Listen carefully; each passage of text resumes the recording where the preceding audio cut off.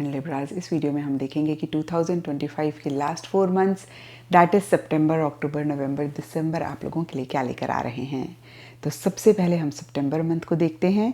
सितंबर month के लिए आप लोगों के लिए king of swords and dice के कार्ड्स हैं। पीछे हमने देखा कि अगस्त मंथ में एक love, care, emotions, feelings, happiness, Joy रह रही थी और कहीं रिलेशनशिप्स ज़्यादा आपके लिए इम्पॉर्टेंट रह रहे थे और कहीं सितंबर मंथ में थोड़ा सा आपकी एनर्जीज़ में कंट्रास्ट है जहाँ पे इमोशंस, फीलिंग्स, सेंटिमेंट्स को आप उतनी अहमियत नहीं दे रहे हैं। मैं ये नहीं कह रही हूँ कि आप बिल्कुल चीज़ों को लेकर इमोशनल नहीं हो रहे हैं, सेंटिमेंटल नहीं हो रहे हैं। देखिए ये पॉसिबल ही नहीं है। जो लोग बिल्कुल अपनी फीलिंग्स, इमोशंस को एक्सप्रेस नहीं करते हैं ना, आप डीप डाउन जाके देखेंगे तो वो भी बहुत इमोशनल और सेंटिमेंटल होते हैं। इट्स जस्ट दैट अगेन उनको एक्सप्रेस करना नहीं आता है। तो यहाँ पे देखिए फिर से मैं कहूँगी, मैं ये बिल्कुल भी नहीं कह रही हूँ कि आप इमोशनल, सेंटिमेंटल नहीं हो रहे हैं। कुछ के लिए ऐसा भी हो सकता है कि आप बिल्कुल इमोशनल, सेंटिमेंटल नहीं हो रहे हैं। कुछ के लिए हो सकता है कि आप अपनी इमोशंस को इतनी प्रेफरेंस नहीं दे रहे हैं, आप उनको प्रायोरिटाइज नहीं कर रहे हैं। इनफैक्ट देखिए इन 4 मंथ्स में, या मैं कहूँगी पूरे ही 4 मंथ्स में, कहीं इमोशंस, फीलिंग्स आपके लिए प्रेफरेंस नहीं रह रही हैं। अब खासकर हम सितंबर मंथ की बात करें तो डीपर लेवल के लिए डाइस का कार्ड कहता है कोई चांस या तो आपको लेना पड़ रहा है या फिर आप लेना चाह रहे हैं। कोई रिस्क आपको लेना पड़ रहा है या फिर आप लेना चाह रहे हैं। अब फिर से देखिए सब लिब्राज के लिए डिफरेंट सिचुएशंस होंगी, डिफरेंट सर्कमस्टांसेस होंगे जिसमें बहुत सेफ चल के, बहुत सिक्योर होके, बहुत एक फिर से मैं कहूँगी सेफ रह के चीज़ें नहीं आप कर सकते हैं, या फिर जो आपका गोल है, जो आपका मकसद है, उसके लिए थोड़ा रिस्क, थोड़ा चांस, थोड़ा सा, जैसे बोलते हैं ना हम हिंदी में जुआ खेलना। जुए का मतलब ये नहीं है कि आप लिटरली जुआ खेल रहे हैं, मतलब थोड़ा रिस्क, थोड़ा गैम्बल लेना ज़रूरी है। और कहीं सरफेस लेवल के लिए आप लेना चाह रहे हैं या फिर ले रहे हैं और बहुत लॉजिकली एक स्ट्रेटेजी बनाते हुए, एक प्लानिंग के साथ आप ये एक चांस ले रहे हैं, ये एक रिस्क ले रहे हैं या लेना चाह रहे हैं। अब देखिए किंग ऑफ सोर्ड्स का कार्ड बहुत सारी चीज़ें कहता है। अब प्रोफेशनल फ्रंट के हिसाब से देखें, पावर, पोजीशन, अथॉरिटी या तो आपको मिल रही है या फिर आप चाह रहे हैं, या फिर आपके वर्क में जो भी इंसान अथॉरिटेटिव फिगर में है। अब देखिए जॉब में तो बॉस अथॉरिटेटिव फिगर में होते हैं, या जो भी हमारे से ऊपर लेवल पे होते हैं वो अथॉरिटेटिव फिगर होते हैं, तो उनके साथ हमारी ज़्यादा इंटरेक्शन, बातचीत हो रही है। बिजनेस में हो सकता है गवर्नमेंट कोई कनेक्शन आप चाह रहे हैं, या फिर जैसे होता है ना कि किसी पॉलिटिशियन या किसी भी गवर्नमेंट ऑफिसर के साथ आपका कोई काम पड़ रहा है, उनका हेल्प, सपोर्ट चाह रहे हैं। और देखिए फिर से मैं कहूँगी डाइस का कार्ड कहता है इन्हीं सब चीज़ों से रिलेटेड किसी लेवल पे आप थोड़ा सा चांस, थोड़ा सा रिस्क ले रहे हैं या लेना चाह रहे हैं।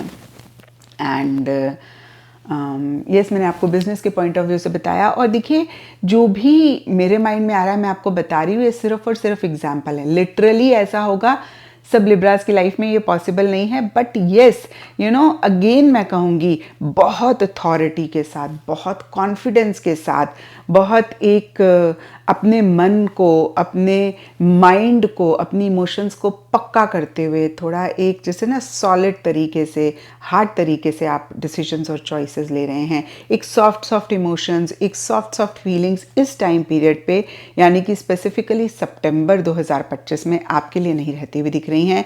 और कुछ के लिए ये भी हो सकता है कि इस टाइम पीरियड पे कोई इस तरीके के इंसान है जो कि थोड़े हार्ड हैं, अथॉरिटेटिव हैं और बहुत लॉजिकल हैं, माइंड से चीज़ों को डील करते हैं, उनके साथ आपकी ज़्यादा इंटरेक्शन हो रही है, ज़्यादा बातचीत हो रही है।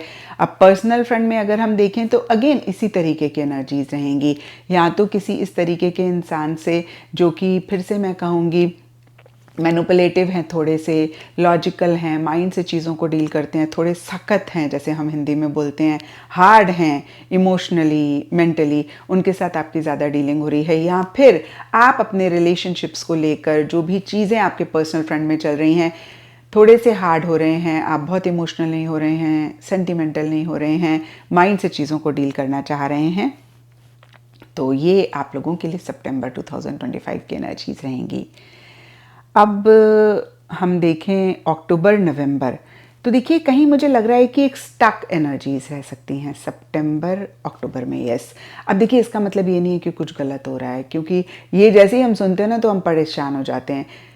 ऐसा कुछ नहीं है। अगर स्टक हैं तो ट्रस्ट मी, हर दम हर सिचुएशन में आपके पास चॉइस है उस सिचुएशन को बदलने की।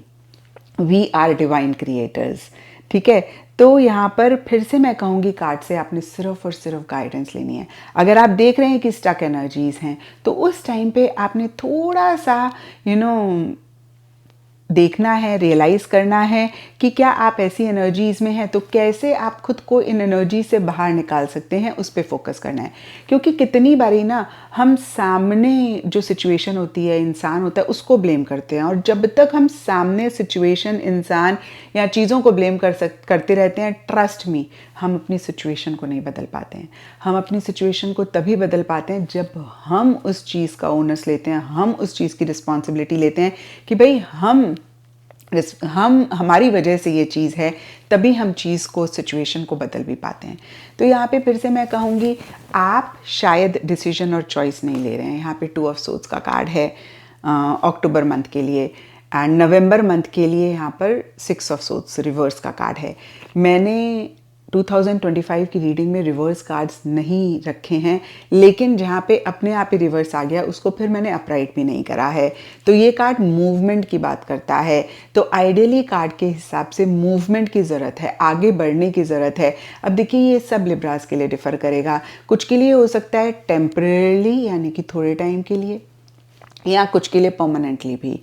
अगेन कुछ के लिए रिलेशनशिप हो सकता है जिससे मूव ऑन करने की ज़रूरत है। मैंने फिर से कहा टेम्परेली, यानी कि ये कार्ड नवंबर मंथ के लिए, नवंबर मंथ में स्पेसिफिकली।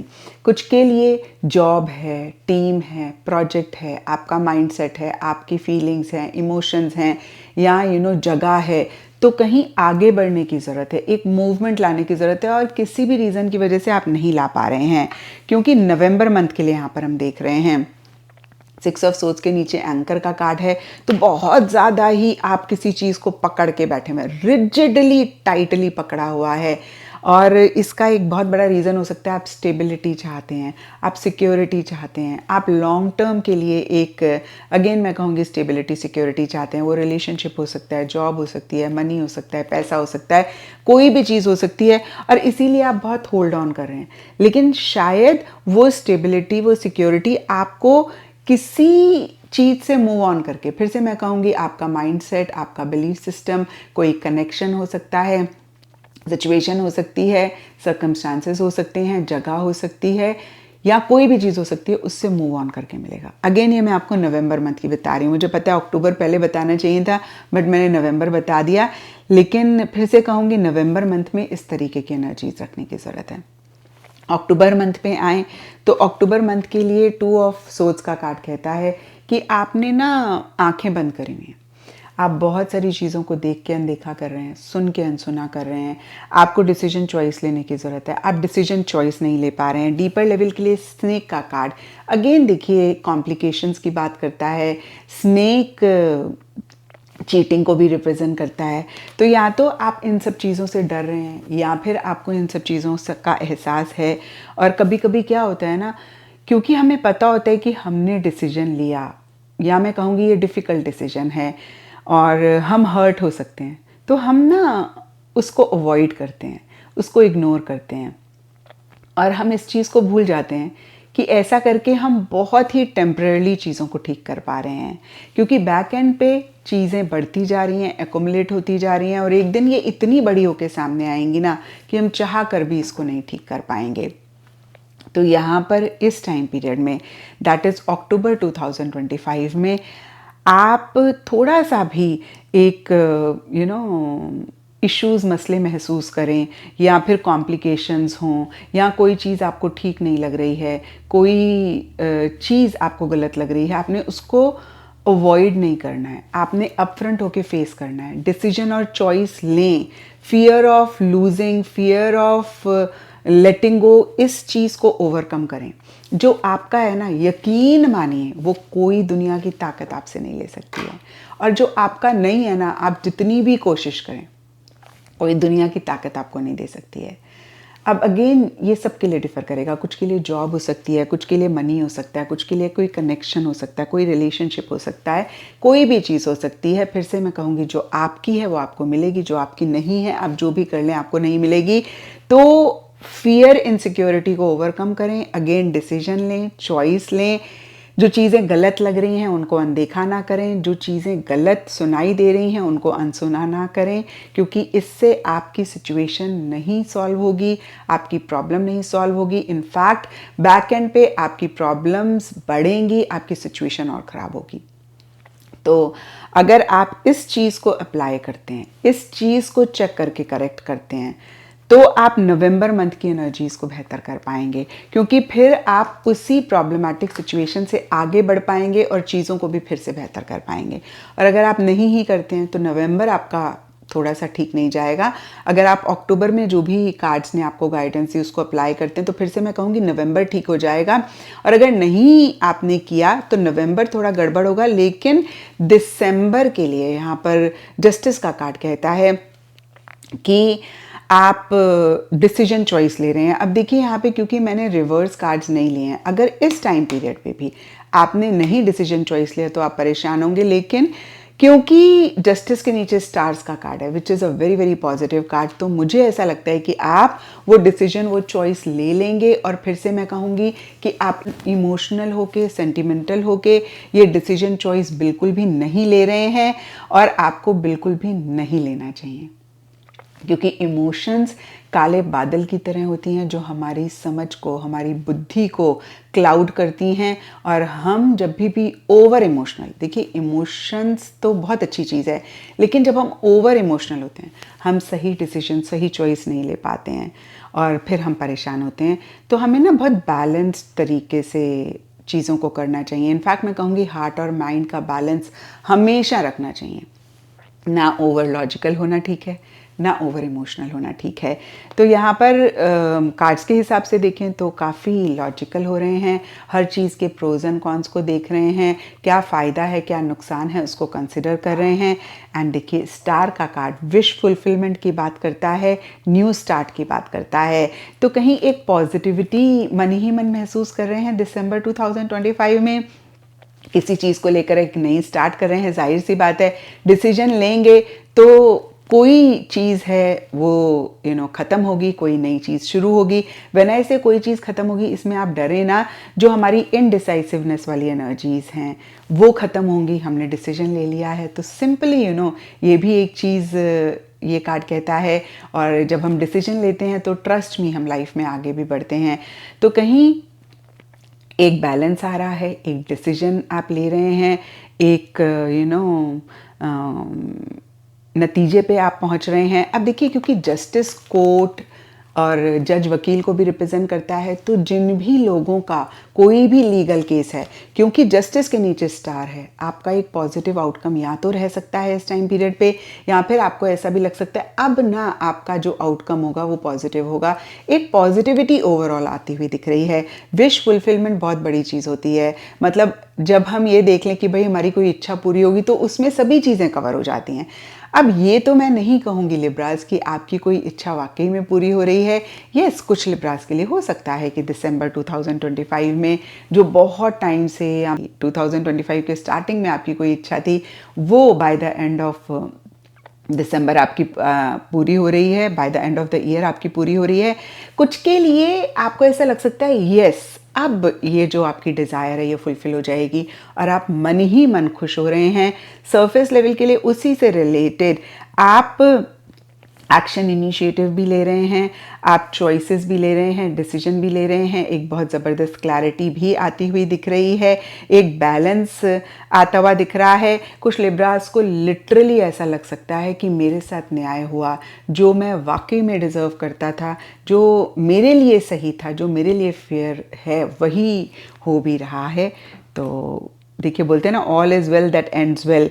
तो ये महीने के इन 4 मंथ्स के 2 महीने बहुत ग्रेट नहीं हैं और ज़्यादातर अक्टूबर बहुत ग्रेट नहीं है। मैं ये नहीं कह रही हूँ कि कुछ ख़राब हो रहा है, क्योंकि स्नेक का कार्ड है तो छोटे मोटे इश्यूज़ मसले कॉम्प्लिकेशंस रह सकती हैं, बट फिर से कहूँगी ऑल्स वेल दैट एंड्स वेल। तो एंड ऑफ दिस ईयर चीज़ें किसी लेवल पे बेहतर होती हुई दिख रही हैं, अगेन एक क्लैरिटी आती हुई दिख रही है और ज़्यादा ये मन ही मन की एनर्जीज रह रही हैं। हो सकता है कि सरफेस लेवल के लिए उतना उस तरीके से मटेरियलाइज नहीं हो रही हैं, बट येस उस डायरेक्शन में जाती हुई दिख रही हैं, उस तरफ को जाती हुई दिख रही हैं। कुछ के लिए हो सकता है हूँ भी, यानी कि जो भी आप चाह रहे हैं उस तरीके की चीज़ें। तो ये था लिब्राज आप लोगों के लिए 2025 की ओवरऑल रीडिंग और 2025 के लास्ट 4 मंथ्स, दैट इज़ सितंबर, अक्टूबर, नवंबर, दिसंबर की रीडिंग। और अगर ये रीडिंग उस टाइम पे आप देखेंगे आपके साथ रेजोनेट करेगी तो ज़रूर मुझे नीचे कमेंट सेक्शन में बताएं।